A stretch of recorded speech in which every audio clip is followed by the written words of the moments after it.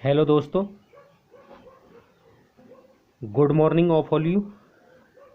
देखिए, आज हम जो है आपके लिए कक्षा 11 की जीव विज्ञान का चैप्टर नंबर 1 जीवों का वर्गीकरण, इसके बारे में आपको समझाएंगे। देखिए, सबसे पहला टॉपिक है हमारा जीव विज्ञान। जीव विज्ञान या बायोलॉजी शब्द की उत्पत्ति बायोज प्लस लोगोस से मिलकर हुई है, जिसका अर्थ है जीवन की व्याख्या। जीव विज्ञान की परिभाषा देखिए, विज्ञान की वह शाखा जिसके अंतर्गत जीवों का अध्ययन किया जाता है जीव विज्ञान कहलाती है। ठीक है। अब इसके दो भाग होते हैं। कौन कौन से भाग होते हैं? जंतु विज्ञान, वनस्पति विज्ञान। ठीक है। इसके बाद अगला टॉपिक आता है सजीवों के लक्षण।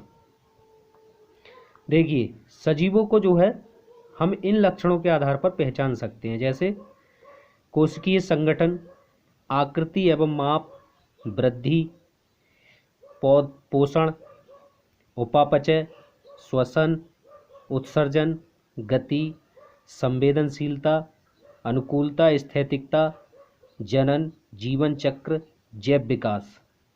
यानी देखिए, इसमें पहला पॉइंट मतलब कोशिकीय संगठन है। यानी सजीवों को कोशिका के आधार पर भी पहचान सकते हैं कि हर सजीव, जो भी सजीव जीव होते हैं, वो जो है उनका शरीर जो है कोशिकाओं से मिलकर बना होता है। जैसे एक कोशिकीय या बहुकोशिकीय, ठीक है, या अकोशिकीय।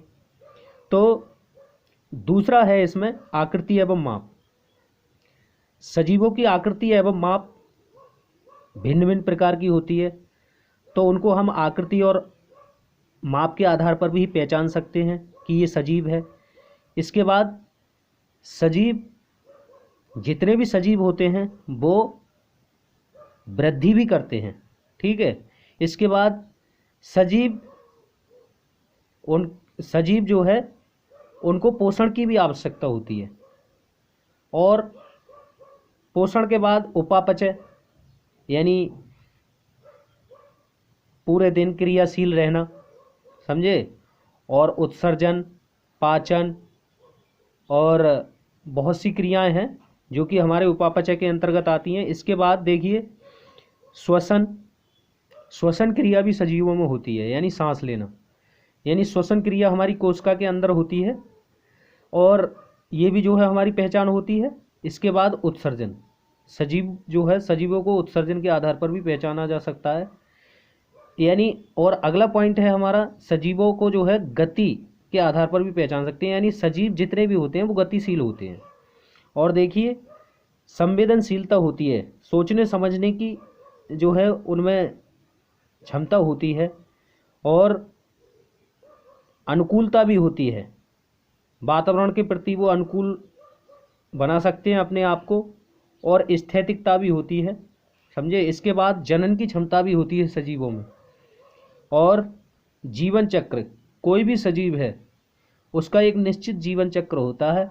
यानी भ्रूणावस्था से लेकर जन्म लेता है, जन्म लेने के बाद जो है बाल्यावस्था, किशोरावस्था, फिर उसके बाद में जो है प्रौढ़ावस्था, प्रौढ़ावस्था के बाद वृद्धावस्था, और इन्हें एक निश्चित जीवन चक्र के बाद जो है उसकी मृत्यु हो जाती है, मतलब। इसके बाद में जैव विकास से भी हम सजीवों को पहचान सकते हैं। ठीक है। यानी जीवों के विकास को ही जैव विकास कहते हैं। तो उसके आधार पर भी, यानी जीवों का विकास कैसे हो रहा है, मतलब किसी सजीव का विकास कैसे हो रहा है, तो उसके आधार पर भी हम सजीवों को पहचान सकते हैं। अब इसके बाद आता है अगला पॉइंट, जैव विविधता। जीव जगत में विभिन्न प्रकार के जीवों का उपस्थित होना जैव विविधता कहलाता है। ठीक है। ये तो बहुत सिंपल चीज़ है। जीव जगत में विभिन्न प्रकार के जीव, यानी भिन्न भिन्न प्रकार के जीव होते हैं। ठीक है। और ये भिन्नता ही जो है, जीवों की भिन्नता ही हमारी क्या कहलाती है? जैव विविधता कहलाती है। देखिए, इसके बाद जीवधारियों का वर्गीकरण। संसार में पाए जाने वाले विभिन्न जीवों में इतनी भिन्नताएं पाई जाती हैं कि इन्हें पहचानना बहुत मुश्किल होता है। बिल्कुल सही है। मतलब हर जीव में कोई ना कोई भिन्नता जरूर पाई जाती है, तो उनको पहचानना बहुत मुश्किल होता है। तो इसलिए अध्ययन व सुविधा के लिए कुछ लक्षणों के आधार पर वर्गों और समूहों में जीवों को वर्गीकृत करते हैं। इन वर्गों को टैक्सा कहते हैं। ठीक है, यानी हर जीव को जो है वर्गों और समूहों में वर्गीकृत या बांट देते हैं। इसके आधार पर हम उन्हें कुछ हद तक पहचान सकते हैं। तो इन वर्गों को हम क्या बोलते हैं? टैक्सा बोलते हैं। अब इसके बाद नेक्स्ट पॉइंट आता है वर्गीकरण का इतिहास, यानी अगला हेडिंग है हमारा वर्गीकरण का इतिहास। देखिए, इसमें पहला पॉइंट है, प्राचीन काल में आचार्य चरक ने अपनी पुस्तक चरक संहिता में लगभग 200 प्रकार के जंतुओं और 340 प्रकार के पौधों का उल्लेख किया। ठीक है, यहाँ पर ये को हो गया है, ये गलत हो गया है थोड़ा। अगला पॉइंट है, बहुत ही याद रखने योग्य महत्वपूर्ण बिंदु है ये। अरस्तु ने पौधों को 3 भागों में बांटा था। कौन कौन से? शाक, झाड़ी तथा वृक्ष में। ठीक है, इसके बाद अगला पॉइंट है, थियोफ्रेटस ने अपनी पुस्तक हिस्टोरिया प्लांटेरम में लगभग 480 प्रकार के पौधों का वर्गीकरण किया, और इसीलिए जो है इन्हें थियोफ्रेटस को जो है वनस्पति विज्ञान का जनक भी कहते हैं। बहुत ही मोस्ट है ये, ध्यान रखना। इसके बाद जॉन रे ने स्पीसीज या जाति शब्द की उत्पत्ति की। ठीक है, इसके बाद अगला पॉइंट है, स्वीडन के वैज्ञानिक कैरोलस लिनियस ने अपनी पुस्तक सिस्टेमा नेचुरी में जीवों के नाम एवं आधुनिक प्रणाली की व्याख्या की। इन्हें जो है हम वर्गीकरण का जनक भी कहते हैं। ठीक है, इसके बाद 1800 ईस्वी में फ्रांस के वैज्ञानिक जॉर्ज कुवियर ने जंतुओं को संघों में और संघों को वर्गों में वर्गीकृत किया।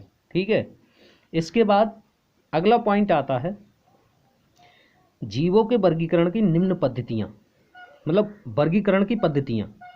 अब वर्गीकरण की पद्धतियाँ कौन कौन सी हैं? देखिए, नंबर 1 है कृत्रिम पद्धति। कृत्रिम पद्धति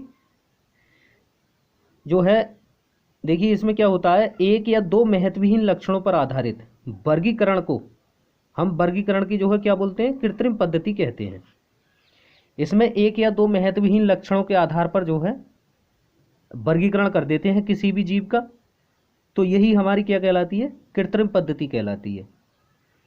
जैसे एग्जाम्पल के तौर पर, जैसे आकार व आकृति के आधार पर पौधों का शाक, झाड़ी और वृक्ष में वर्गीकरण। नंबर 2, जीवन अवधि के आधार पर पौधों का 1 वर्षीय, 2 वर्षीय तथा बहुवर्षीय में वर्गीकरण। ठीक है, इसके बाद तीसरा है आवास के आधार पर जंतुओं का स्थलीय या जलीय में वर्गीकरण। देखिए, लेकिन इससे ये बिल्कुल पूरी तरह से मतलब वर्गीकरण सही से ज्ञात नहीं होता है। अब देखिए यहाँ पर ये क्या कहते हैं, उपरोक्त के आधार पर वर्गीकरण की कोई विशेष सूचना नहीं मिली। प्राय ऐसे जीव जिनका आपस में दूर दूर तक कोई संबंध नहीं होता है, एक ही समूह में वर्गीकृत हो जाते हैं। इस पद्धति के अनुसार हो जाता है ऐसा, समझे? तो ये बात ध्यान रखने की है। अब देखिए, जैसे एग्जाम्पल भी दिया है इन्होंने। एग्जाम्पल में जैसे ये है, एग्जाम्पल के लिए पंखों के आधार पर वर्गीकरण से यह बोध होता है कि अमुक जंतु वायु में उड़ सकता है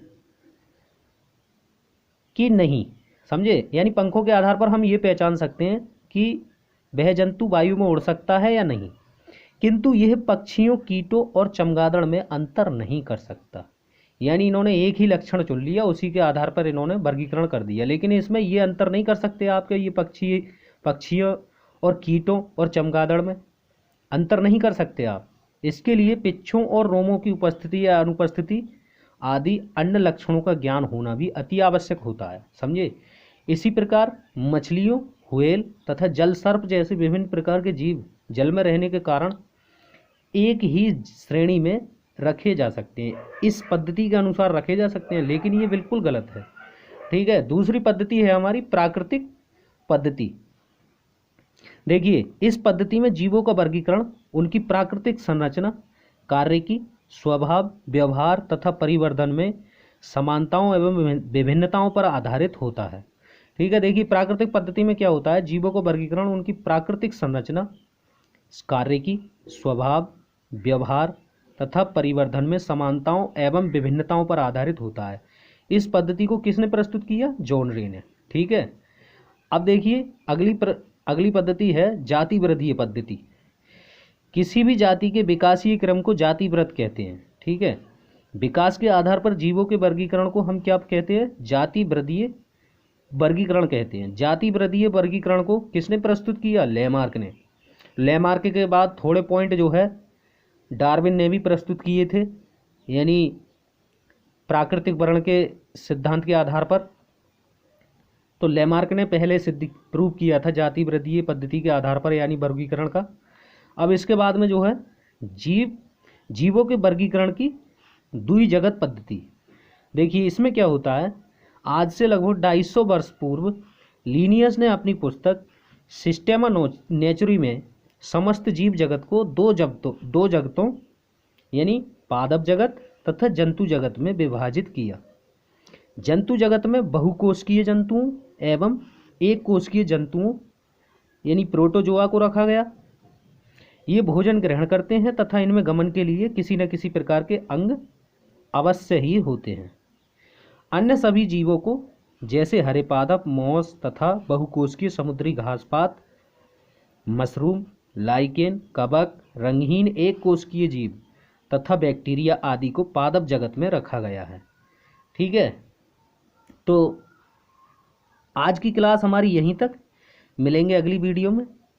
उम्मीद है ये आपके लिए जो है ज़्यादा से ज़्यादा आपकी परीक्षाओं के लिए उपयोगी होगा।